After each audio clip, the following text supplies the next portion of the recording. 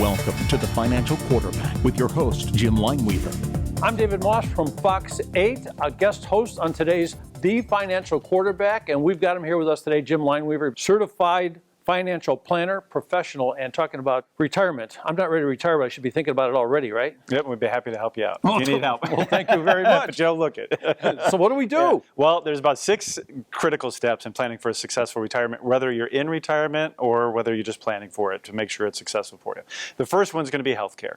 By the time you reach 65, Fidelity came out with a study and it said, on average, you're going to spend $285,000 in retirement for healthcare alone, let alone everything else. So that's something that keeps changing also, right? It does. It keeps getting more and more expensive. But the second step is actually going to be on long-term care. There was also a study out by the U.S. government that said by the time people hit age 65, 70% are going to need some type of adult care in their lifetime before they pass away, which is a huge amount of people, and you have to plan for it. If you're planning a retirement, you have to know all this stuff if you're going to retire. But if you're already retired, I mean, things keep changing anyway, so it's almost like you have to keep dancing the dance. They do, and just a couple years ago, all the tax laws changed. It was the biggest change we've had in over 30 years, and you could have the best returns in the world or, income coming out for retirement, but if you lose a lot to taxes or you have to pay a lot of money for your taxes, that's all lost opportunities. You have to make sure you coordinate your taxes for a successful retirement. Okay, so you got a pretty good plan, and it's been working for you. You're already retired,